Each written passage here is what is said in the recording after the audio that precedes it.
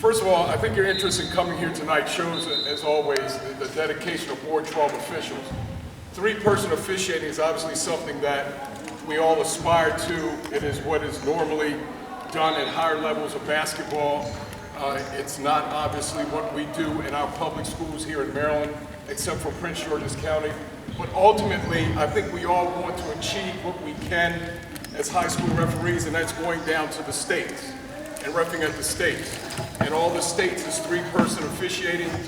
And one of the reasons why we as Board 12 went to table-side reporting is because that's what they do in the states. Because the states follows National Federation of High School Mechanics. What this is tonight is not my demand that you ref a certain way, okay? You all have your different personalities on the court.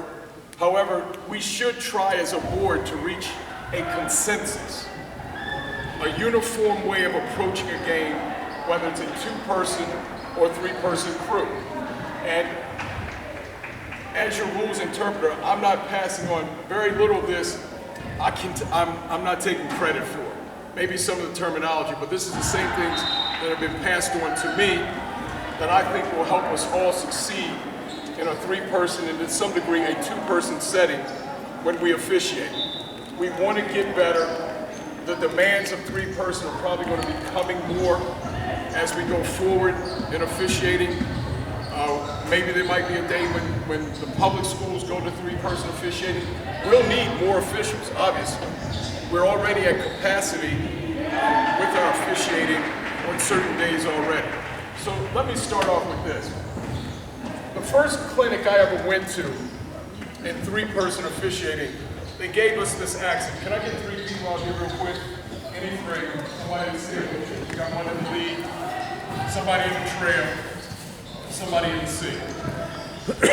And here's what they told me.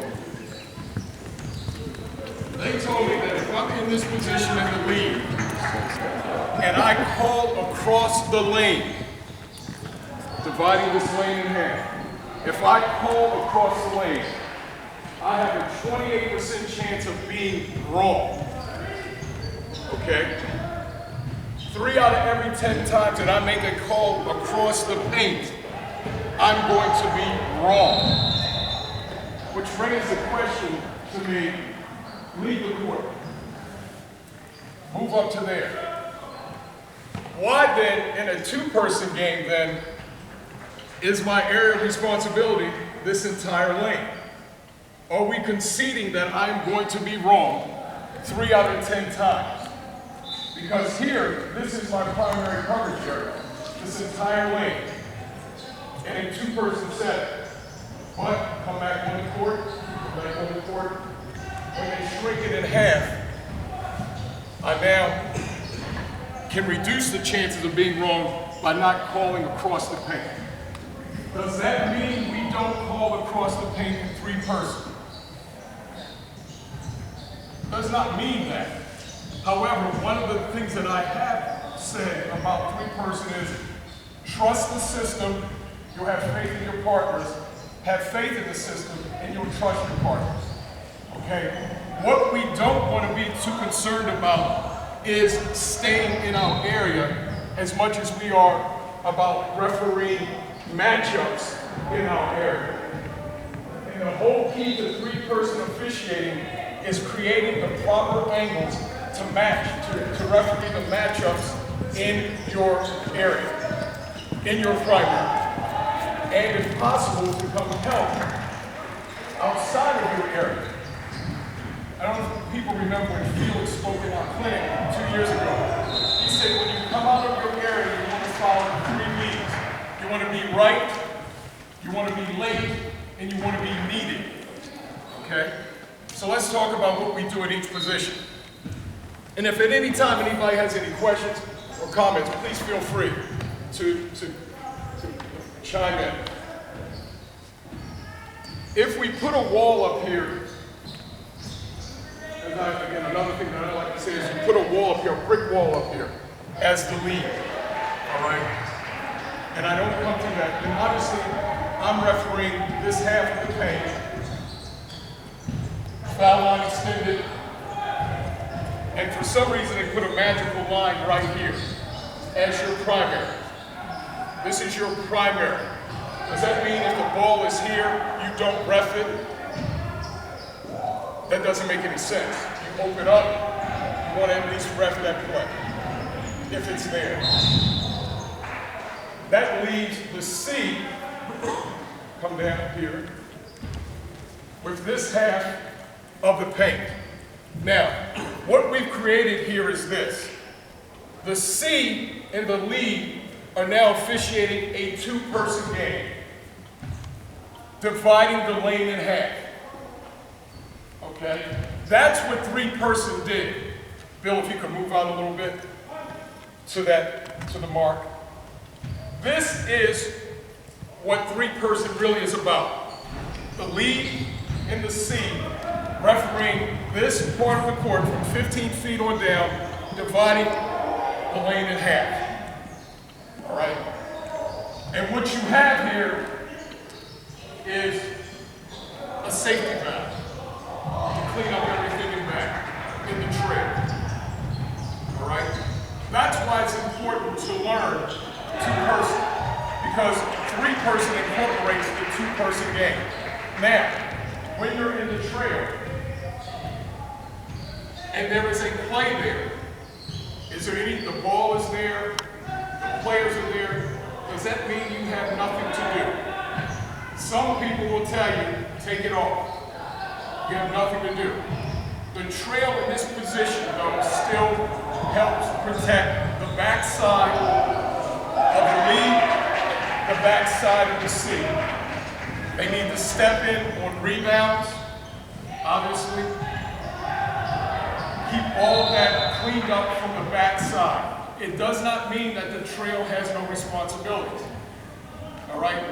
If the lead and the C are not officiating or not officiating the play, and you as the trail feel that you need to save the day, not save the play, but save the day, then make sure you're right, you're late, you're needed. Right, late, and needed. This call coming from here, with this play right here, with two partners that you trust in a system that you have faith in, or two partners that you have faith in the system that you trust, should make it very, very special, an emergency. A superhero has come to save the day, to come outside to get that play. It's got to be something that only you can see, that only everybody else can see. In the last 2 minutes, the last 10 seconds, whatever it is of the game, where that needs to save the day, not save the play. All right? I want to do this. The same thing applies in a two-person game. Even though you don't have, in theory, that responsibility, when you ref in a two-person game as a trail, take that half of the lane and help your lead. And if you do that, don't make the call from here. As a general rule, the trail should make calls where this volleyball line is. If you're going to make a call into the lane, you need to be past this line, unless the play is here. All right? You don't want to make a call from here. So similarly, the trail stays engaged with the play, and they feel they have to save the day, blow your whistle. We go over to the C position. Again, the C, the first thing I say when I set up in the C is, C no key. The C actually does not have responsibility. The line that is drawn to the C goes right in here. Outside the center circle, right here. It breaks in and has this half of the lane. All right? When you set up in the C, excuse me 1 second. You try not to have it in neutral stance. You want to have a stagger stance. You can actually turn here. This is your primary area of responsibility until and unless the ball gets here. Once the ball gets here, you expand. You have to help with half matchups on the arm and shooting, okay? So when you set up in the C, C no key, you focus in the center, you're half of that. Again, you step in, you step to the left, you step to the right, you get ball side, wherever it takes for you to get an angle on the play. One of the things that's being brought up this year is getting underneath shooters. Stand right. If she was getting the ball right here as a shooter, and I'm in the C, now, and she shoots, what do I have to do to rep that play? Move, right here. This is where you want to be. On this side. This is where you want to be. If you stand here, you get straight line. That's the C position. Do you want to drop down? Yes, to get underneath. Initially, when the ball comes to her, if your lead hasn't rotated over, if you have a good angle, you stay. If you don't, you create the good angle. Once the lead comes over, end this play. If you can rep it from here, you remain. If not, now you come up and you get your angle from there. All right? That's the C in a nutshell. Now, the lead, again, as we were initially set up, has this half of the lane. Okay? When does the lead move? When does the lead rotate? One thing I always try to tell officials that the ball is the enemy. The ball doesn't tell you where to look, the ball tells you where to move. And there's no better example than that than in the lead, okay? As the lead sets up, if we could get break, can you come up here a second? Start from the top of the key ring. Come here. If you're set up here initially in the lead, the ball keeps moving, stop right there, Ray. The ball, again, in this instance, doesn't tell you where to look, but it does tell you where to move. You want the ball to stay in your periphery. So as the lead, you stay outside of the ball. Keep coming. You stay outside the ball. Ball moves that way. If it keeps going, you stop. Ball settles. You cross over to stay with this matchup and rep. That's the basics of rotating. When don't you rotate? Which is more important. I can't tell you when to rotate, I tell you when you don't rotate. If in fact the ball starts here and there is a immediate pass, make an immediate pass if John, if you could come up. Jason, I'm sorry. And he's getting ready to shoot. Immediate pass, go back. All right? If the ball gets there and he has an immediate drive, come, and I can't get over, I get back. All right?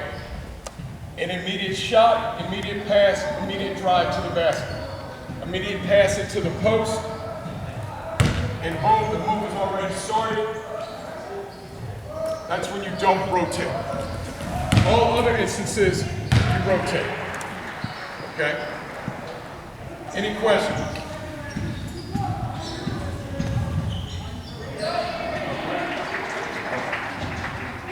Now, finally, when we have shooters, three-point shooters, again, your line, free throw line extended, that is the responsibility of the trail. All right, to give the initial signal, it's mirrored if it goes in by the C.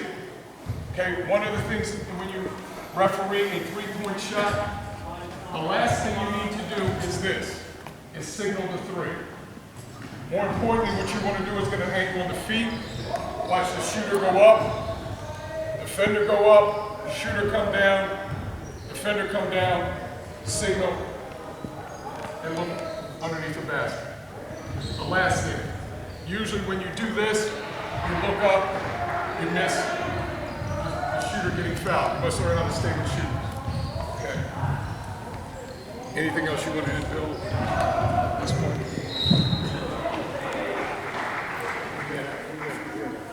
Go off for calling fouls in certain places. They haven't been doing that. Okay, now, again, any questions about areas of responsibility, repping plays?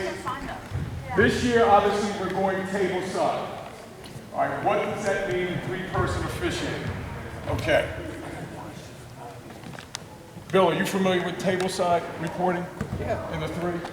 Where's the table? Okay, table there. Okay, first thing first, we have a foul called by the lead. The ball is going to remain here to be spotted. What do we do?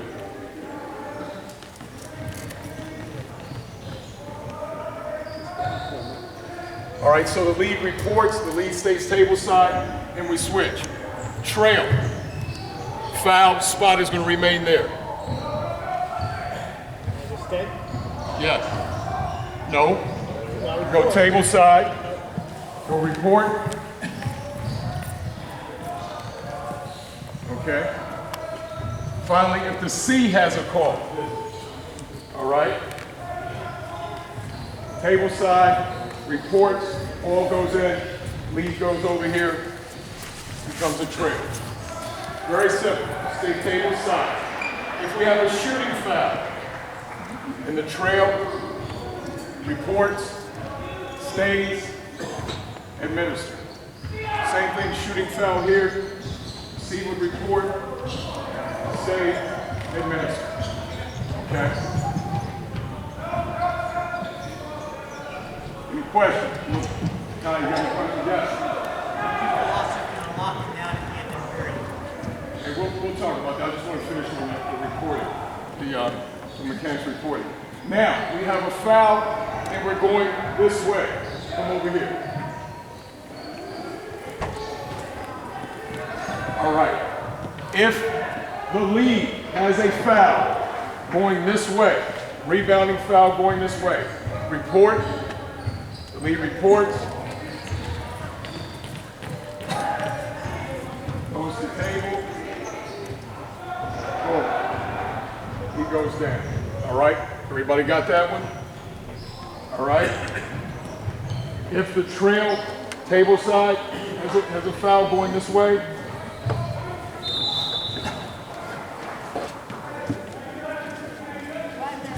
you go down, exactly.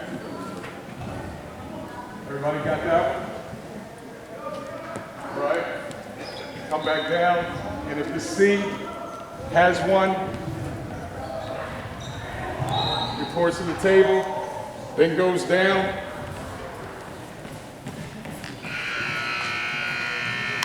All right. Any questions on that? Now, if we're lined up here, here's a tricky one. Come back. Lead here.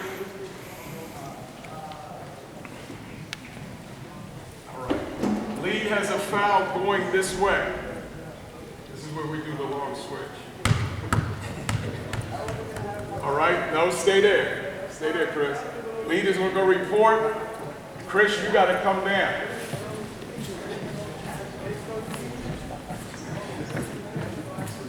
So if you're the lead and you make that call going that way, you're gonna keep going that way. All right? That's the mechanics of that. That's the long switch that Kerry doesn't like. But I talked to Al, and Al says that's what they're doing at the States. All right? Instead of everybody pushing. All right? If we have a call from the C, okay, we went through that, C would report. Going the other way. No, no, no, no, no. She's going to report. You're going to go here. He's going to come here. Ball's going to come here. Yeah, the ball's going to come here. Everybody got that? C has a foul. We're going to place the ball on that side. That's how we go. Remember, the trail, the lead, whoever's going to have the new trail is always the one who's going to administer the throw-in. Come back again. The easy one is if the trail has the call and we're going the other way, trail reports, goes, and then you just push. All right? So there's really only one long switch in this whole thing. All right? That's table side reporting in 3-man. I'm sorry, not Gary, your question? It's just about the philosophy on locking down at the end of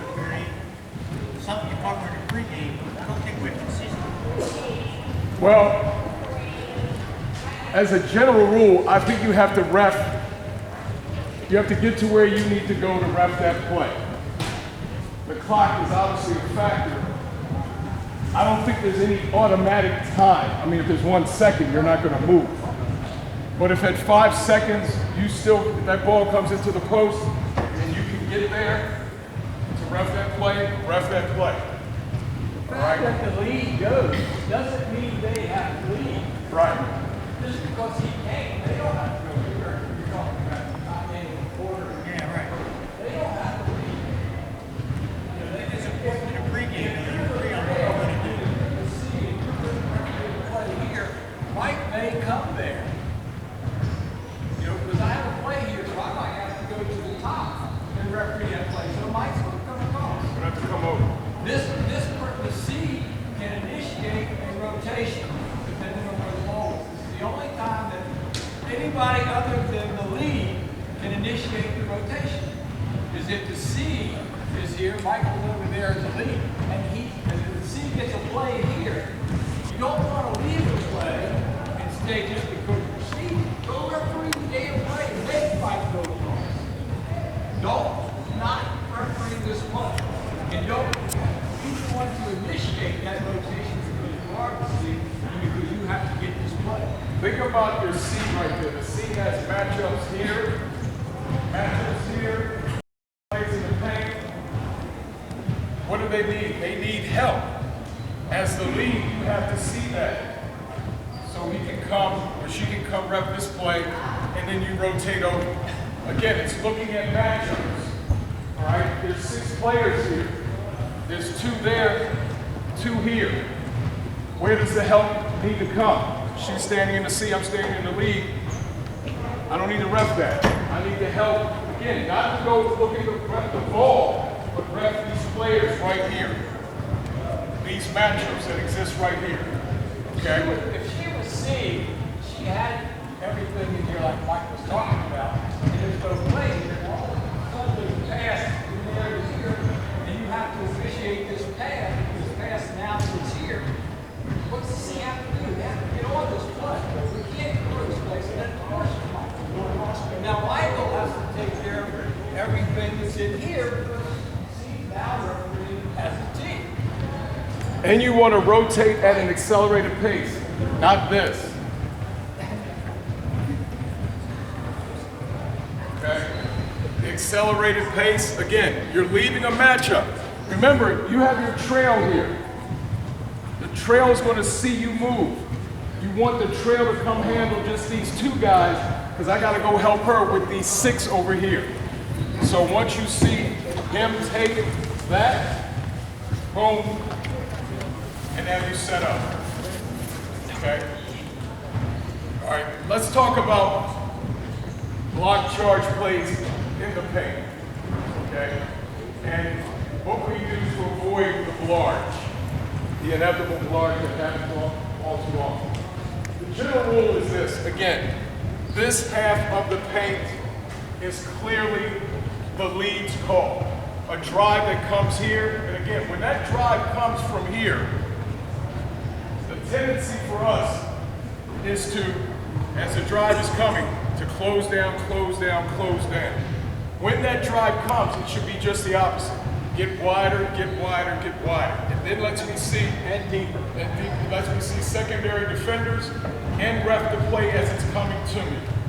Clearly, if the play happens right here, involving a defender who is already here on this half of the paint, or the one-on-one matchup that is in the paint right there, that's the lead's call. Clearly the lead's call. All right? If the C has, yes? If play develops here and moves up here, if I'm watching it, then when do I release it? You don't release So I it. stay with You it. remain engaged. Don't leave that matchup. All right? There might be something that happens. Let's say the C is handling his area. Something that happens right here, the push right here. Can the lead see that? The C may not see that. You got to stay engaged in that. Again, he's gone but not forgotten. He starts in your area, You stay with it. You have to stay connected to plays. Okay? All the way to the basket. All the way. Now, again, remember, you have the wall here. All right? And the general rule is, I don't want to break through that wall. Who breaks through walls? Superheroes. All right? So when do I become a superhero on a play like that? Well, my partner's a superhero as well. He's Batman, I'm Superman. All right? That's Captain America. When do we break through this wall? If Batman here is roughly the Riddler or Joker or whatever, and this play comes all the way down here to the paint, to the lane, a one-on-one matchup, he's as good a superhero as anybody. He refs that play. He makes that call. All right? If you want to come with a whistle, if I want to come with a whistle, we come late, but we definitely don't have any preliminary. Don't have a preliminary. Try not to have a whistle. However, I'm Superman. If Lex Luthor breaks through this wall and stands here, what does he now become? What do you call that? A secondary defender. Say it. Secondary defender. He came from my area, okay? He broke through the wall, and now he's waiting. Bill, this match has gotten the one-on-one matchup here. But now, okay.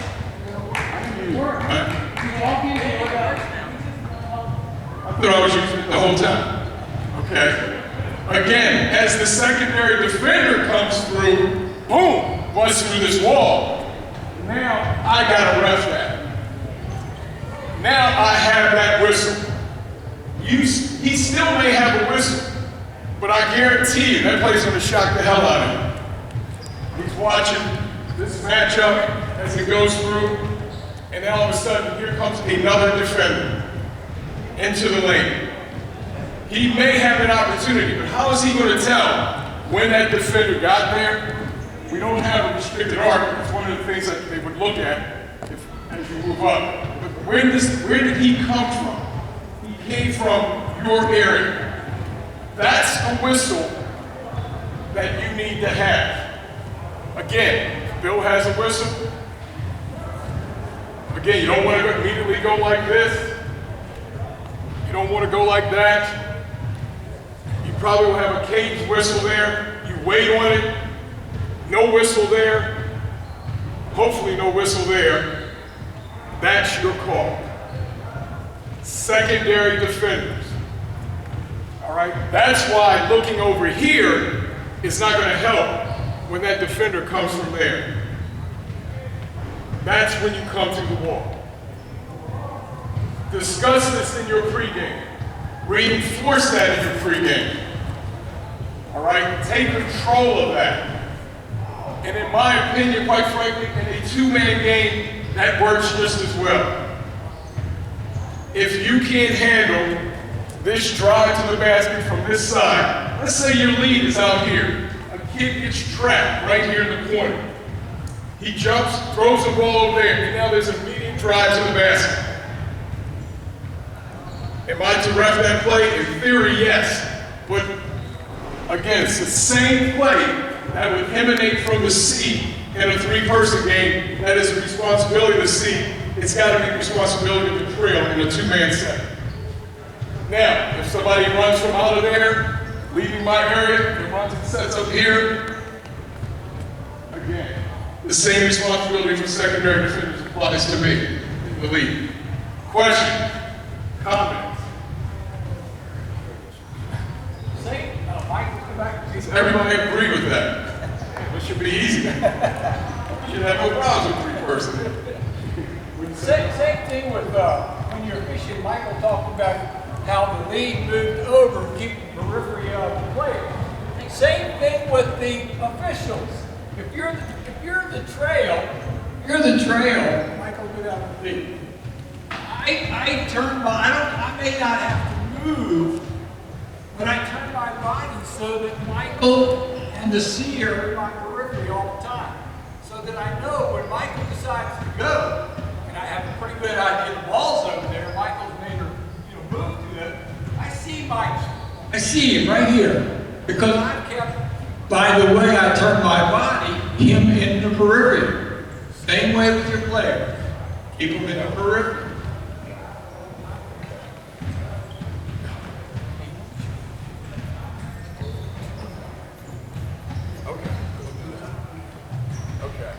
I just have one question though. What about rebounding on this side? Again, that is the C. C, stay engaged, be aggressive. Who has a better look? Weak side rebound. From this side, it's a weak side rebound.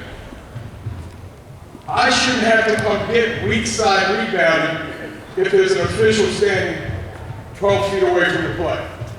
Hopefully you won't because the wall's there. The wall is that same wall applies. Now, when this guy leaves, he comes over, boom.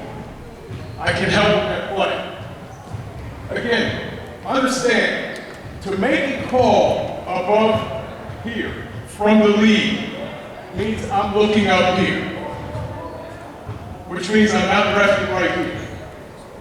All right, very rarely in basketball, clearly in women's games, and in most of the games that we do, there's never a reason to be like this on the court. Never. Women's games are played from here on down. So when the ball goes up, your head goes down. When the ball goes down, your head stays even. There's no reason to look up here during the women's game. We're not refereeing Brittany Ryan. They don't play above the rim. They don't play above the net. And in most of our men's games, the last time I reffed at Eagle Academy, whatever, they were not jumping alley-oop, maybe. Okay? Quite frankly, so being on the court like this, absent the ball bouncing up and maybe hitting the shot clock, your head should remain here. And so if you're reffing from the lead on your half of the lane, most of which you should be able to see, does not involve this side of the basket. C needs to come get that. Again, do I need to save the play or save the day? If it's something obvious that absolutely needs to be called, I wait. See, we're working as two-person. You and I, this is our area. And now if she doesn't blow and I don't blow, then maybe we have to resort to our trade. Okay? Any questions? Everybody understand? So nobody's going across the lane. Finally, Bill asked me to address this. How do we report table side in a two-person game? Bill, you want to help with that? Ty, you want to help with that? Oh, you don't know this. If we have a foul in the front court, all right? Table's right there. Joe's the table guy. All right? You got a foul, and it does not involve shooting. No bonus, no shooting foul. Turn the court. All right? Joe. All right? Tell him where the ball goes, and now you switch. All right? So get the ball. Foul right here. Rim. All right. Table side. Table side. No. She's switching. If it's a non-shooting foul. All right.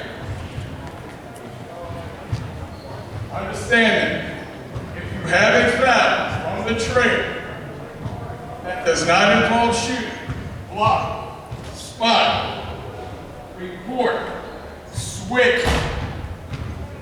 All right? Trail, foul, 2 shots, report, stay. All right, yes? On a shooting foul. 1 and 1. All right? Turn, report,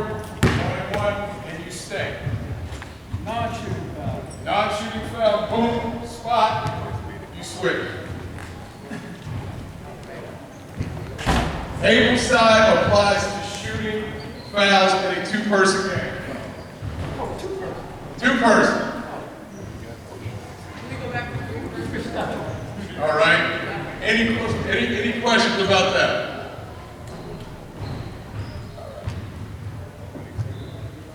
Otherwise, you do your regular switching. If I'm here, all right, boom, 2 shots.